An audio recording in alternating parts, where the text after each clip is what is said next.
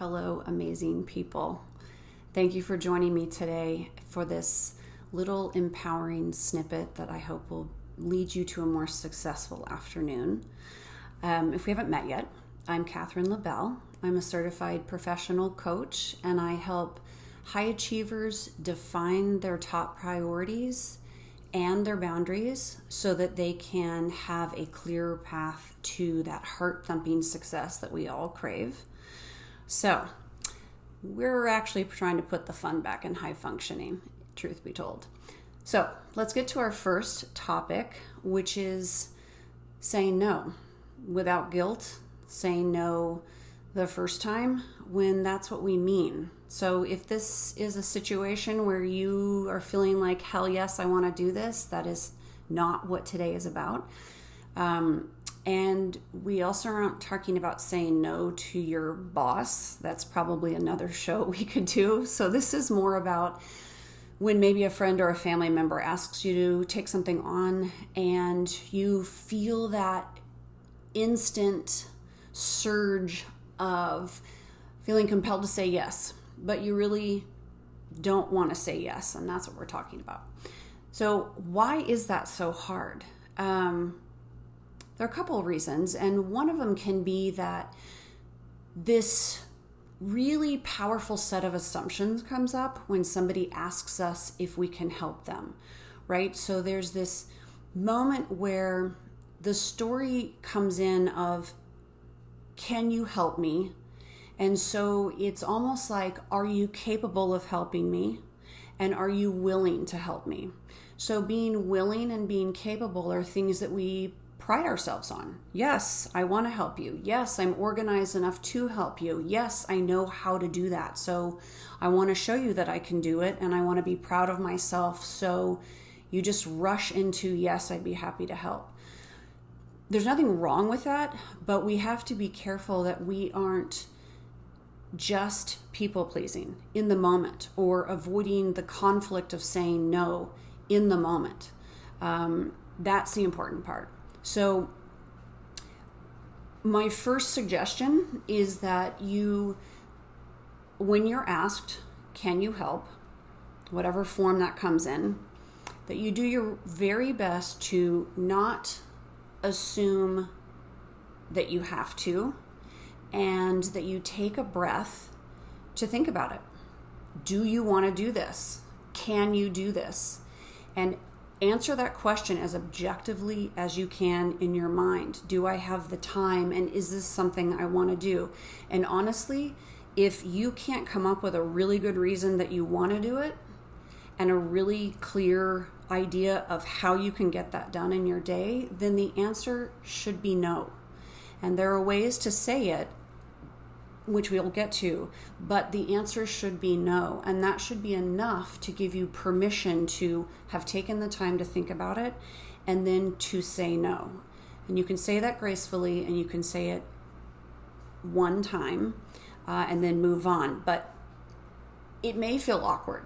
And I can tell you that an awkward answer is a lot shorter than a resentful week or 2 or 3 while you realize you said yes to something you should have said no to, and now you're waiting for it to come up and you're dreading it and your heart's not in it. That's really not helpful to the other person either. So take a breath, think about whether or not you really want to do it. And then here's another thing you can lean on. I help my clients with this all the time. For us to understand what it is we want, like big picture, what we want in our lives and what it takes to get that, we have to develop a keen sense of what our priorities are for now, right now, and what our boundaries are and what our to-do list is. Those are really critical, and we need to reevaluate that on a regular basis in our lives. But if you've done that recently and you've laid out what is meaningful to me on a daily basis, what is so important that I would never give it up, write those things down and then come up with action items to make sure that they are happening. It can be anything from making sure I'm getting to my job to spending more time with the family, having a date night with my significant other, having me time. I'm telling you, that me time put them up before I give that up. So if you have a really good idea of what your week structure looks like and your commitments for the things that really matter to you, you'll also have a really good idea of what you'd have to give up to say yes to this thing that's being proposed right now. So if you think about your schedule and it's like, well, that falls right when I would be having family time or exercising, and you don't have a lot of time for that anyway, then you're making that evaluation of, is it worth taking this meaningful thing out of my calendar and replacing it with this other thing? And if the answer is yes, great. If the answer is no, it actually has a weight to it, which makes it easier to say no, because you're like, I am not giving up my exercise time or my spa time or my kid outside going through the trails time to help you move. And I'm really sorry and I love you, but the answer is no. So let's get to answering no. I read the other day that no is a complete sentence, which is kind of bold and awesome. You can just tuck that away to give you a little extra fire in the moment, but no really is a complete sentence. Now, I'm not necessarily saying that's the right way to handle the moment, but it should just give you a little zhuzh in there to know that it's okay to say no and you have every right to say that. But really what you want to do is decide what the most appropriate way to say no is. So it could be, I really value that you're doing that. I don't have the time this week to get that done. Or I really appreciate you thinking about me. I am really chock full of stuff right now, so I can't take that on. You could potentially offer an alternative. So maybe you aren't available this week, but you would be perfectly fine doing it next week. Those are things that if you just take a breath and you also know yourself and your schedule, you can decide, is this a no and a final no? And just say that. This isn't going to work, or I don't see how that's going to work for me, but I wish you the best of luck on the project, and be done. Don't start saying, and then I have this, and maybe that'll cancel, but maybe this, maybe that, because some people, when they ask for help, are kind of bold. And they will look for holes in your argument for, well, maybe you could have your mom take your kid, and then if your mom takes your kid, then you can help me. Or, well, you didn't say that you exercise that regularly, so how big of a deal is that? You should help me anyway.